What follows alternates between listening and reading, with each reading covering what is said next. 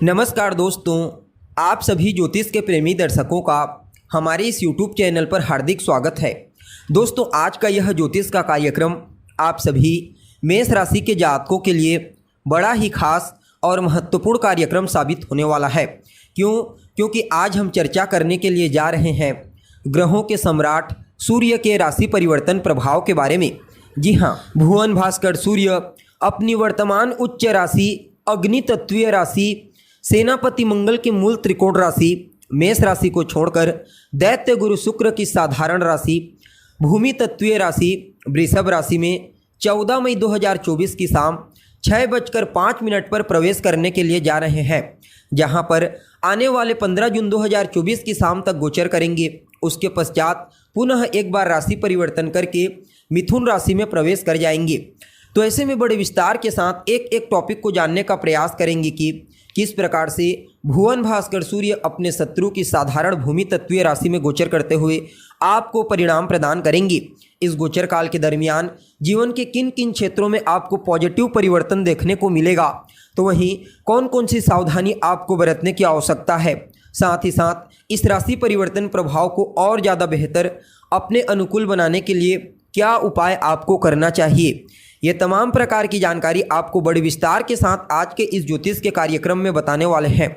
इसलिए कार्यक्रम को बिना मिस के अंत तक देखने का प्रयास कीजिए। और अगर आप हमारे चैनल पर पहली बार आए हैं तो चैनल को सब्सक्राइब करके बेल नोटिफिकेशन को दबा लीजिए, ताकि आपको समय समय पर इसी प्रकार की महत्वपूर्ण जानकारी प्राप्त होती रहे।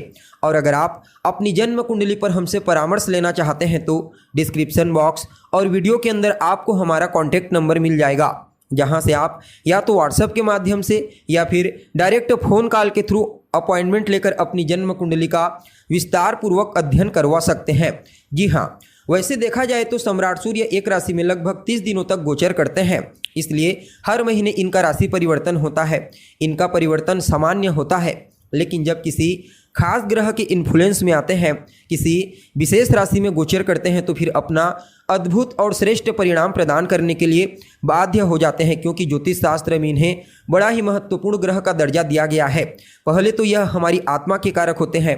इसके अलावा मान सम्मान, पद प्रतिष्ठा, प्रसिद्धि, सफलता, ऊंचाई और आरोग्यता के भी कारक ग्रह होते हैं। इसलिए जन्म कुंडली में सूर्य के बिना व्यक्ति अपने जीवन में किसी भी प्रकार से सफलता हासिल नहीं कर सकता। अगर किसी व्यक्ति की जन्म कुंडली में सूर्य बली होते हैं, मजबूत अवस्था में शुभ ग्रहों के इन्फ्लुएंस में होते हैं, तो उस कंडीशन में जातक को अपने जीवन काल के हर क्षेत्र में विशेष सफलता और ऊंचाई की प्राप्ति होती है। हर जगह उसे मान सम्मान, पद प्रतिष्ठा और प्रसिद्धि की प्राप्ति होती है। जातक का जीवन बड़ा ही खुशहाल होता है। ठीक इसके विपरीत जब जन्म कुंडली में सूर्य देव कमजोर पड़ जाते हैं, किसी भी तरह से पीड़ित होते हैं, तो फिर पहले तो जातक का जीवन अंधकारमय हो जाता है। सफलता प्राप्त करने के लिए बहुत ज़्यादा संघर्ष करता है, मेहनत करता है, उसके बावजूद उसे अपनी मेहनत के अनुरूप सफलता की प्राप्ति नहीं हो पाती। पिता के साथ तालमेल ठीक नहीं रहते, सरकार से नुकसान होता है, सरकारी कार्य टाइम पर पूरा नहीं होता, हड्डियों से संबंधित नेत्रजन्य पीड़ा भी दे देते हैं सूर्य पीड़ित होकर की। इसलिए इनका बलवान होना बेहद आवश्यक माना जाता है, चाहे फिर जन्म कुंडली में हो या गोचर कुंडली में। अब देखिए, यह जो वृषभ राशि है ना दोस्तों, यह लक्ष्मी की राशि कही जाती है, यानी कि काल पुरुष की कुंडली में दूसरे भाव पर आती है, जो धन का स्थान होता है। और देवगुरु बृहस्पति जो धन के कारक ग्रह होते हैं, अभी वर्तमान समय में इसी वृषभ राशि से ही गोचर कर रहे हैं। अतः यहाँ पर सम्राट सूर्य का वृषभ राशि में गोचर करना, पहले तो लक्ष्मी के घर में गोचर करना और ऊपर से लक्ष्मी के कारक देवगुरु बृहस्पति के साथ युति बना करके गोचर करना, इसे अपने आप में ही अद्भुत और श्रेष्ठ कहा जा सकता है।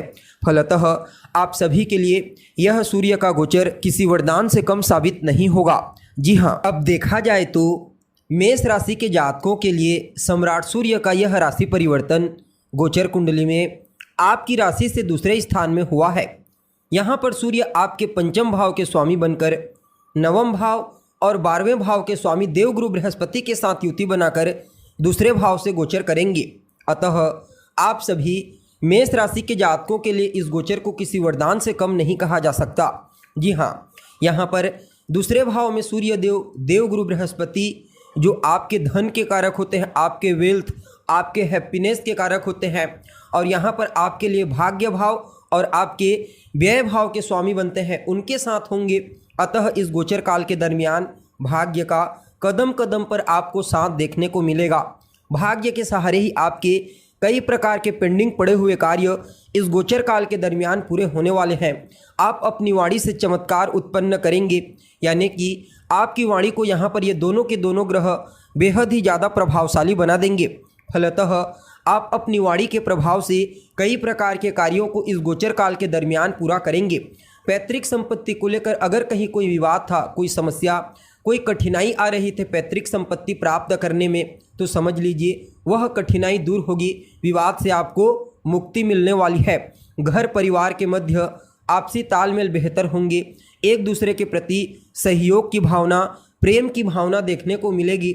न सिर्फ आपकी आर्थिक स्थिति मजबूत होगी, बल्कि आपके फैमिली मेंबर की भी आर्थिक स्थिति काफ़ी हद तक बूस्ट होने वाली है। यह गोचर धन से संबंधित तमाम प्रकार की समस्याओं को दूर कर देगा, चाहे धन आगमन को लेकर के हो या फिर धन संचयन को लेकर के। जो भी धन से जुड़ी समस्या थी आपके जीवन में, वह समस्या दूर हो जाएगी। ससुराल पक्ष से भी आपको आर्थिक लाभ की प्राप्ति होने की प्रबल संभावना नजर आ रही है। यहाँ पर संतान को लेकर अगर कहीं कोई चिंता थी, वह चिंता दूर होगी। लव लाइफ में खुशियों का आगमन होगा। अगर आप किसी के साथ रिलेशनशिप में हैं तो उसके साथ आपके तालमेल बेहतर होंगे। लॉटरी, सट्टा, शेयर, यानी कि आकस्मिक रूप से आपको इस गोचर काल के दरमियान धन की प्राप्ति हो सकती है। यह समय भाग्य के सहारे ही आपको वेल्थ और सक्सेस प्रदायक साबित होगा। कुल मिलाकर के देखा जाए तो यहाँ पर सम्राट सूर्य आपके दूसरे भाव से गोचर करते हुए पूरी तरह से आपके जीवन की रूपरेखा को बदल करके रख देंगे।